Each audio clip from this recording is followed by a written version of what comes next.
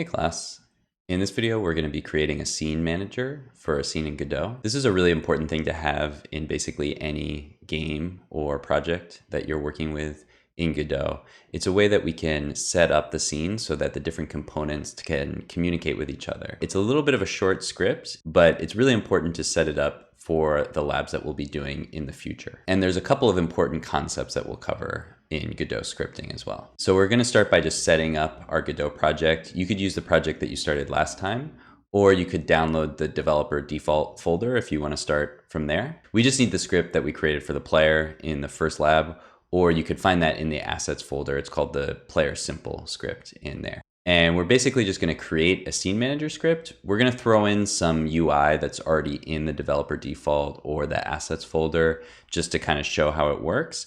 And then we'll just do a little bit of documentation and that'll be it. So it should be pretty quick and pretty straightforward, but we are going to need it in a lot of our labs in the future. So we want to make sure that we have that set up. And it's also going to change in the different labs. So it's kind of managing all the different things that are happening in our scene. So depending on what you put in the scene, what you need in the scene manager will change. So this script is going to be really simple. It's just going to have a couple parts in it, but we'll kind of see a basic type of interaction that you'll see a lot in different games or projects or scenes. And then hopefully we'll be able to extrapolate those concepts while we're working on our other projects. So let's get started. All right, to get started, you can download that developer default folder, or you can start working from a project that you already have if you already have a game that you're working on. Or you could also look at the programming intro and just start from that project as well, because we are going to need some of the scripts that we created in there as a starting point. So there's a couple different ways to do it. The easiest way might be to just copy the scripts from the programming intro and put them inside the developer default project, which has a bunch of assets in it that we can use, but doesn't have any of the scripts that we're going to write. So if you have questions about the best way to organize your files, let me know and we can go over it. But we can just drag the developer default in there and grab those scripts and just copy them and paste them into the scripts folder. And that's what we created in the first lab, the programming intro, and we'll need them in this demo as well. So let's go to our default simple scene. This is the scene that just has a little background and the player that we set up in the programming intro. You may need to attach the player controller script if it's not already there to the player. So just go ahead and attach that. And then if you play the scene, you should be able to walk around with the character. And so our scene is very simple, but we're going to start by creating a scene manager. And even though we don't have a lot of stuff in our scene, this is just going to create a good setup for us to use moving forward. So I'm going to create a new node 2D. I'm going to put that as the first node in our scene hierarchy. So right below the default simple node. And then I'm going to name that node scene manager. And then the thing that we're going to do to show that this is working is we're going to communicate with some UI. And so I'm going to make a new canvas layer. There's already one canvas, which is the default canvas that we are already using. But for our UI, we don't want those graphics to move with the rest of our scene. So we can create a separate canvas layer. And then the UI stuff that goes in there won't move when we move the camera or the player or anything like that. And then I'm just going to add this pre-built game over UI scene in there that you can see it just says game over and it has a start over and a quit button. So that's something I just built. If you're interested in making something like that on your own, you can do the UI design lab. So once we've got that set up, we can start our scene manager. Just click on the scene manager node and create a new script. Make sure it's in the scripts folder and it should be called scene manager. And we can start with an empty script and click create. And now we've got our new script with the extends node 2D and we're ready to get started. So before we start writing our code, let's talk about what the scene manager does. We already have a global script and it has some stuff in there like the player lives and the score and items collected, things like that. This is going to be shared across all of the different scenes. And then the individual scenes will have a scene manager that will manage all the objects in the scene. So each scene is going to have a bunch of stuff in it, like the player, some obstacles, some items. It's also going to have some UI. So if the player wins or loses the level or the game, we can display some information to them. And UI is used for a bunch of other purposes as well. And we want all these objects to kind of communicate with each other, but we want to keep the code for each object specific to that object. So if I have a bunch of code that controls the player, I want to be able to take that player and put the player in any scene, and it won't be a problem if it's referencing an obstacle that's in a different scene. And so one way to organize that is to have a scene manager. So all of our objects will communicate to the scene manager using something that we call signals in Godot. And the scene manager will look at what happened and then look at various things like the number of player lives and states of the game. And then it will communicate with each object as far as what should happen after. So for example, if the player gets hit by an obstacle, the player can tell the scene manager, hey, I got hit by an obstacle. And the scene manager can say, well, how many lives do you have left? If you're out of lives, then you're going to die. And then the scene manager can communicate with the global values to make sure that's right and tell the UI to display something. So that way, each of these components can work on their own, and each scene has a scene manager which connects the components together. This is just a nice way to organize our code so that we can reuse components in different scenes. We may even be able to reuse components in completely different projects, and we don't have to worry about creating errors when we move components from one scene to another. This isn't always going to be exactly perfect, but this is sort of the system that we're going to strive to create. So one reason we want the scene manager at the top of our scene hierarchy is because we want it to be the first script that executes, or the first script that's run by Godot when the scene starts. And basically the way that Godot works is the scripts run in order of where they are in the hierarchy. So scene manager is going to go first, and then that script attached to our UI will run, and then the player script will run. One thing you might think is I should attach the scene manager script to the main scene node. But the way that Godot is set up, that's actually the last thing that's going to run after all of the nodes inside of it run. So the easiest way to set this up, at least for how we're going to do it, is by putting the scene manager at the top of the scene. And it kind of makes sense to have the scene manager node at the top there and everything else come after that. So we can go with that. So the first thing that we need to do is get a reference to some of the components in our scene. And that's what the scene manager will do. It'll reference parts of our scene, and the individual parts will communicate back to the scene manager using signals. So we're going to use an export variable again here so that we can set it in the editor. And then we're going to use a little hint. So we're going to put some parentheses there and then put NodePath there. And what that's basically saying is this is not like a number or a string. This has to be a node path. And so that tells the Godot editor what to expect. And so when we go back to the editor, you can now see there's that player path value that we created. And if we click on that, it's going to bring up our scene hierarchy. So it knows that we're looking for a node path. And we can just click on the player, and now our scene manager knows where the player is. So that's just the location of the player. The next thing we need to do is actually load the node so the scene manager has access to the code inside the player. So we can use the onReady keyword in this case. And what that basically does is it waits until the scene is loaded and then executes this line of code. We need to have that set up for this to work correctly. So after onReady, we say variable player, and then we say equals get node. That's how we get a node from the path. And then we just put that player path in there. And so those two lines of code are going to give our scene manager a reference to the player in our scene. So the next thing we're going to do is get a reference to the game over UI. And we're going to do this exactly the same way. One of the nice things about using this node path setup is that the code doesn't actually care what type of node we're putting in here. It's just going to be a reference to that node. So we'll say export node path, variable game over path, and then we'll use onReady again, variable game over UI equals get node game over path. And that's going to give us a reference to our game over UI. So now that we have that set up, we can actually set the values of that node. So for example, we could use the eyeball to just turn off the game over, because obviously we don't want to see that at the beginning of the game. But if we want to be certain that the game over UI is not visible when we start the scene, we can actually set that in the ready function. So we can add a new ready function, func_ready. Remember, that's a function that Godot runs at the beginning of the scene. And we can take our game over UI and set the visibility to false. And so that just means that we won't be able to see that UI. And so if a designer or somebody else, turns it on and leaves it on, or we can just leave it on for no reason, then the code will actually turn it off. So we don't have to worry about that. And then what we'll do also with our scene manager is when our player dies, we will turn that UI back on. So it's really pretty simple of just turning the UI on and off.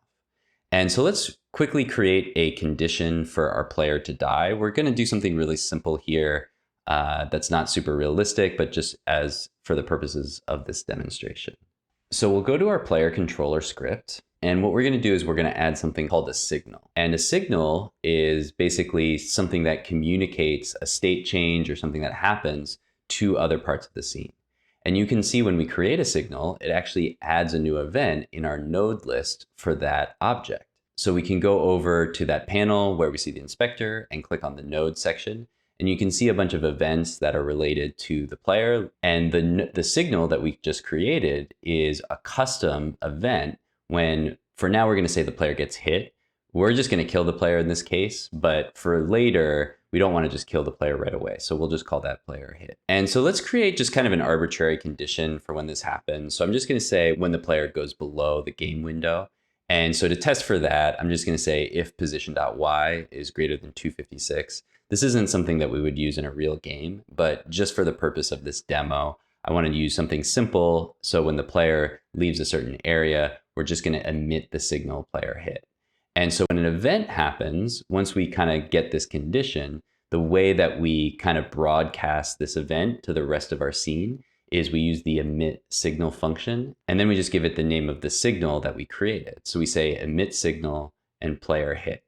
And in a minute, we're going to connect that signal to specific scripts in the scene. So now that we have that signal, we can go to the node section. If we double click on that, it's going to bring up our scene hierarchy, and we can look for scripts to connect it to. And we want to change the receiver method a bit. You can see it generated this method called onPlayer player hit. Let's just simplify this a bit to onPlayer hit so it's not so repetitive.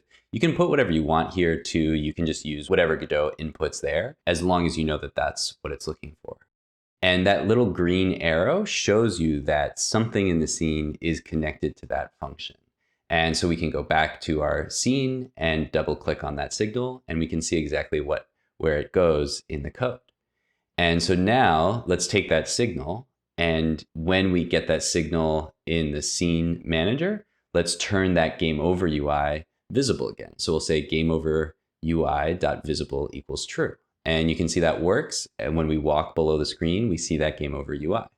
And so obviously this isn't how we would really have our game end, but just for the sake of this demo, let's try that. And we can also make the player stop moving. So we can actually control anything in the player script from the scene manager script now. So I could say player.isAlive equals false, and the player will stop moving. That's fine for something simple like this, but if we have other things that we would want to happen when the player dies, for example, playing an animation, a better way to do this is just to create a new function inside the player script that gets called by the scene manager. So whatever we want to happen in the player should be happening in the player script. So let's create a new function called dies. So we'll call that from the scene manager. And then we can go back over to our player script and actually write that function. So we'll say func dies, and this is a new custom function. And so obviously if the player dies, the first thing we want to do is say isAlive equals false. And then let's play the dies animation. So that animation should be built in if you're using the default assets. If not, you can add it in or just ignore that part, but it should be there. And that's pretty much everything I want to cover in this video. The scene manager is something we're going to be using a lot in all of our videos, like when we create when we add physics for the player or when we add items or obstacles, we're always going to have to connect things to the scene manager. So we'll kind of be coming back to this again and again. So it's a good thing to go over early on in the semester. So in our previous video, we spent a bunch of time talking about variables, but we haven't talked a lot about functions. So let's go into a little bit more detail about how writing a function works. And first, let's start by comparing functions and variables. So there's some obvious syntactical differences. To create a function, we use func in Godot, and then we name the function, and then a function always has parentheses at the end. I'll go into why in a bit. Inside of a function, we indent our code, and then we write a bunch of code that we want the function to do. And then we can call that function from different places. Variables are similar in the sense that we first declare the variable using the var keyword, but then the variable just has a name like lives, and we assign it a value. So it doesn't have its own code scope. We don't need parentheses, and it doesn't have any code inside of it. Variables are used by functions to do calculations or transformations or reference different parts of the scene, like a specific animation. So functions and variables work together, but a variable is just some data, while a function is like a recipe or a series of steps or something that we want to do with our code that we can repeat or call at different times. So for example, our dies function might just take lives and subtract 1 from the value. And we might want to do this whenever the player runs into something or gets hit by something. Once we create the function using the func keyword and naming it, we can call that function by just using the keyword and the parentheses in any other part of our code. So if it's inside of the same script, we would just say dies with the parentheses. If we're referencing it from another script, we would say the name of the object and then the dies function after the dot. Using functions is one way of organizing our code, kind of like a file system on your computer, where you have folders with different files in them. We could write all of our code in one huge long page, but it would be very difficult to read, and it would also make it difficult to reuse our code. So since we might want to have the player die at different moments, rather than writing the same code at each of those different points, we can save ourselves time by writing a function that does the same thing and then calling that function at the points where it needs to be called. Some functions use what's called arguments, and the arguments go inside of those parentheses. And an argument is like an ingredient. It's something that changes what we put into the function and therefore what we get out of it. So for example, in our physics process function, we get the delta argument. And that's something that Godot generates for us. We can make our own arguments, but in this case, Godot calculates the delta time in each frame and gives it to us as a variable. Putting an argument inside of those parentheses is basically like declaring that variable as the first line of your code. It's like saying var delta equals whatever that value is, but we can skip that line because Godot has put that in for us. Then we can use the delta to multiply by gravity or do whatever else we want to with it. So far, we haven't had to use any arguments in our own functions, but we will start to see that in later lessons. Let's also talk about objects for a second.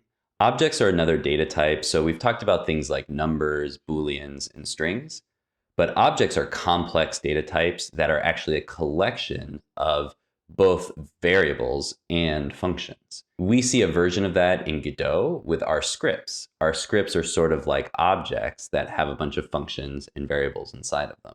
So we have our scene manager and our player. And when we're inside of the script for the scene manager or the player, we can reference their variables and functions just by using the name of the variable or function that we created or that Godot created for us. But we've seen in this lesson, when we reference the player script from the scene manager, we have to access the parts of the player script by using player, a dot, and then the variable or function that we want to reference or call. So when we get a reference to the player in the scene manager, if we want to reference the components of that script, we have to say player.isAlive or player.dies. This is just another organizational tool that we can use in programming to make it clear what we're doing. When we reference a value using .isAlive, that's called a property. So a variable that's associated with an object is called a property. When we reference a function, that's called a method. So a function that's associated with an object is called a method. These words are kind of interchangeable, so you might hear me say function when I mean method, but generally, if I say property, I'm referring to a variable inside of an object, and if I say method, I'm referring to a function that's part of an object. So that was a lot of information about how functions work, and you might not get all of that right away, but as we use them more and more, I think it'll start to make more sense. Let's look at a couple of the functions that we've been using that we don't actually make ourselves to try to understand more about how functions work. Godot is a game engine, and one of the things that game engines do is give us a bunch of code to do things that we would expect to happen in a game. Moving something around on the screen, like the player body, is one of those things. And we can see we've been using this move and slide function. But where is that move and slide function? We didn't create that. We took a brief look at this in the previous video, but let's look again at the documentation and see if we can understand it a little bit more. So if we open up this kinematic body 2D, the first thing we'll notice is that this kinematic body 2D inherits a lot of stuff. When we say extends kinematic body 2D, we're essentially saying we get all this other code along with the code that we're writing. And we can see that that kinematic body 2D actually extends a bunch of other things. And the last thing that it extends is an object. So all of these things are at their core objects or collections of properties and methods. And if we scroll down in the documentation a little bit, you can see we have a list of properties and a list of methods. And if we look in there, we can find our move and slide function. And we can even see what the expectations for the arguments that we use with that move and slide function are. And if we scroll farther down in the documentation, we can actually see descriptions of what all of those different things do. So that's how we learn how to use the game engine. Practically, we usually learn how to use the game engine by watching tutorials written by people who have used it before. But if we need to do something that isn't covered in a tutorial, what we would do then is read through this documentation and find what are the methods or properties that might help me do the thing that I'm trying to do. Let's look at another example from our code. So when we want to make the player move or jump, we use input.isActionPressed. IsActionPressed is another function, but it's another one that we didn't write. And we can actually see it's associated with this input object. And the input object is not part of the kinematic body, so we have to use input and then dot to reference that method. That method has an argument as well, which is the direction that we want to move, which is just a string that is mapped to a button on the keyboard. If we open up this input documentation, we can see that it just inherits from object and it has a bunch of its own methods. It actually doesn't have any properties. And let's take a look at the description and see if we can find is action just pressed. And so there it is. This returns true when a user starts pressing a button, but it's only true for one frame. So that's why we use it for the jump, because when we start a jump, we just want to start it once. We don't want to jump for multiple frames. So hopefully that will clarify a little bit about how functions work. It will take some time for these concepts to kind of sink in, but we'll continue to talk about them in our videos. As our programs get more complex, we'll have to use more complex structures, both for our code and for our data. So we'll continue to talk about the best ways to organize those structures and the syntactical conventions or the way things tend to be written. So let's document this. We can just take a screenshot. It doesn't have to be anything too elaborate. So let's just take a screenshot of the game over UI just to show that we, created this event. And then we can go over to the Open Lab and create a new post. So as usual, just create the post and find the Scene Manager category. And then we can just write a sentence. If you have, if you thought there was something specifically interesting or new that you want to comment on, feel free to do that. But I'll just say, here's my Scene Manager lab. And then we can throw the screenshot in there. And that's pretty good. This is a very simple lab, but that's what we needed to do. So we can preview that scene real quick. And that looks good. And then let's just go ahead and publish. And that should be it.